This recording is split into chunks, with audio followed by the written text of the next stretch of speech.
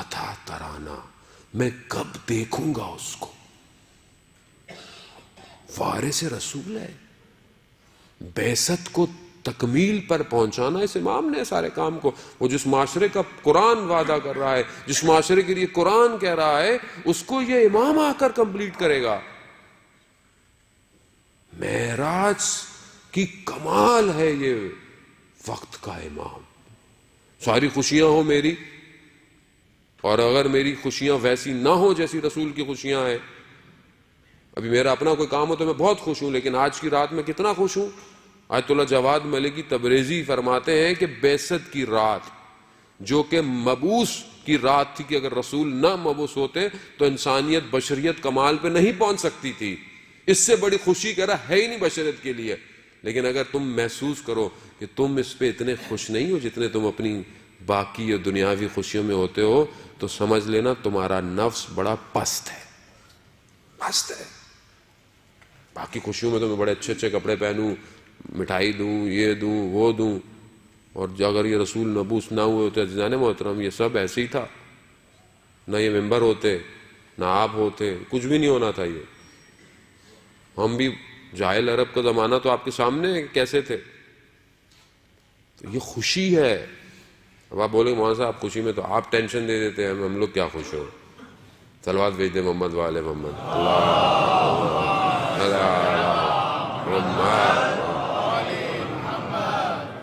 ایک جگہ ہم جشن پڑھنے گئے، ولادت کا تھا. کہنے لگے مولانا صاحب آپ تو جشنوں میں بھی رلا دیتے ہیں، آپ جشن. میں نے کہا بہرحال قبلہ یہاں رو لو، جو یہاں روئے گا وہ وہاں بڑا خوش ہوگا، جو یہاں بہت زیادہ ہنستا رہا وہاں رونا شروع کر دے گا.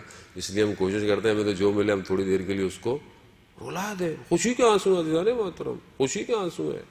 خوش ہو انسان کے اس ولایت سے جڑا ہوا ہے. یہ بہت بڑی خوشی ہے عزیزان محترم. یہ آپ خدا کی بارگاہ میں سجدہ کیا کریں کہ پروردگار نے اس ولایت کو آپ کے دلوں میں قرار دیا ہے. تبھی تو آپ کے چہرے کھلے ہوئے ہوتے ہیں، ورنہ چہرے مرجھائے ہوئے ہیں دنیا کے اندر. وہ مسکرائیں. انسان مسکرانا، ایک مومن کو دیکھ کر مسکرانا صدقہ ہے. پازیٹیو وائبز ہیں، یعنی بدن سے ایک مثبت انرجی باہر نکلتی ہے جو معاشرے کو اچھا کرتی ہے. اور میں تو اتنا سخت غصے میں کسی کو دیکھوں، بھائی کیا ہو گیا، کیا بتاؤں، بس ٹینشن ہے بہت. دنیا میں ہر بندہ ٹینشن میں. کون سا بندہ مجھے بتائیں ٹینشن میں نہیں ہے. چھوڑیں اس ٹینشن کو. مشکل ہے، مشکل کو فیس کریں عزیزان محترم، تو پھر مشکل نہیں رہے گی. وہ مشکل کے آگے دب گئے تو آپ کو دبا دے گی. وہ اب کھڑے رہیں. جب قرآن کہہ رہا ہے ان مع العسر یسرا، کہ ہر مشکل کے بعد کیا ہے، آسانی ہے. تو اب یہ قرآن کو مانتے نہیں ہیں. مسئلہ تو سارا یہی ہے، قرآن کو نہیں مانیں گے.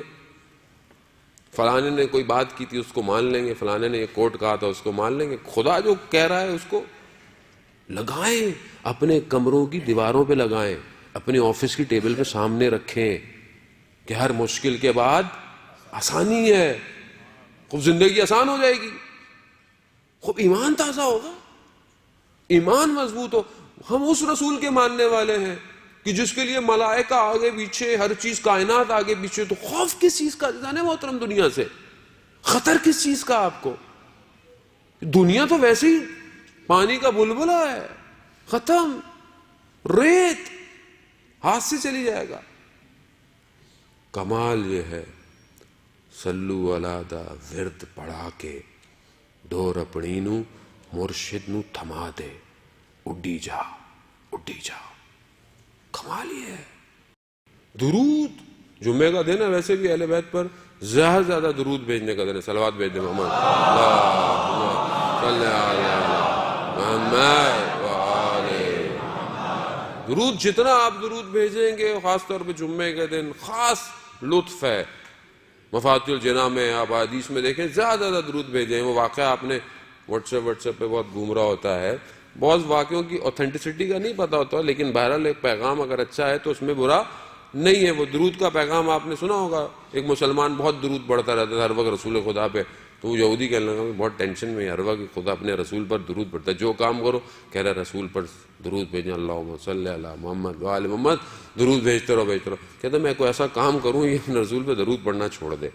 تو اس نے کہا کہ میں کیا کروں؟ کہتا ہر مشکل حل ہو جاتی ہے درود پڑھتا ہوں تو تو اس نے کہا کہ اس نے ایک بڑی مہنگی سی انگوٹھی کوئی بنوائی اور اس نے کہا کہ میں سفر پہ جا رہا ہوں، یہ آپ امانت رکھیں، میں واپس آؤں. کہہ رہا ہے مسئلہ نہیں ہے. وہ درود بھیج دیا اس نے پھر اپنے رسول پر، اور کہا کہ مشکل نہیں، آپ خیریت سے جائیں واپس. تو وہ سفر پہ جانے لگا، اس نے اب پتہ چلے گا. اب اس نے یہ چھپا کے جہاں رکھی تھی، اس نے رات کو سفر پہ جانے سے پہلے اس انگوٹھی کو چرایا اور جا کر دریا میں جا کر پھینک دیا. کہا کہ صبر سے واپس آؤں گا اب پتہ چلے گا یہ اپنے رسول پہ کتنے درود بھیجتا ہے. اب وہ واپس آیا تو اس کی زوجہ نے اسے ایسی بول دیا کہ جاؤ مچھلی اصلی پکڑ کے لاؤ. یہ مچھلی لایا گھر میں. اب وہ واپس آیا کہ مجھے وہ میری انگوٹھی دیں. کہہ رہا وہ تو میں آپ کو دے دوں گا، آج شکار کرنے گیا تھا تو ایک مچھلی بڑی اچھی آئی ہے تو پہلے وہ کھا لیتے ہیں پھر آپ کی انگوٹھی مل جائے گی. اب جیسے ہی وہ مچھلی کو کاٹا تو دیکھا کہ وہ انگوٹھی دریا سے مچھلی کے منہ میں آ گئی تھی. واپس انگوٹھی وہیں پہنچ گئی تو اس نے جہاں انگوٹھی رکھی تھی وہاں تو ملی نہیں. اس نے واپس لا کے انگوٹھی اس یہودی کو واپس دے دی. تو وہ پریشان ہو گیا کہ یہ کہاں سے آئی. کہہ رہا مجھے تو خود نہیں ماجرے کا پتہ، جہاں رکھی تھی وہاں نہیں مل رہی تھی، البتہ جب مچھلی کو کاٹا تو اس کے اندر سے تھی. تم خدا کا شکر ہے کہ رسول پر درود بھیجنے سے کم از کم آپ کی انگوٹھی میں نے آپ کو واپس دے دی ہے. اللہم صل علی محمد عزیزان محترم. وہ یہودی رونے لگ گیا، گریا کرنے لگ گیا. کہا کیا ہوا، کیوں گریا کر رہے ہو؟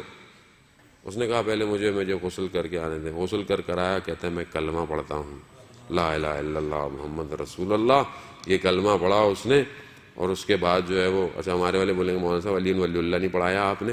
بھارت داستان والے نے جتنا پڑھایا تھا میں نے آپ کو اتنا بتایا، باقی آپ خود پڑھ لیجئے گا. تو اس نے کہا کہ یہ ہے، تو اس نے بتایا کہ میں نے ایسا ایسا کیا تھا. اس نے کہا دیکھیں ایک درود کی برکت کہ مچھلی نے انگوٹھی بھی واپس دے دی اور آپ مسلمان بھی ہو گئے. اللہ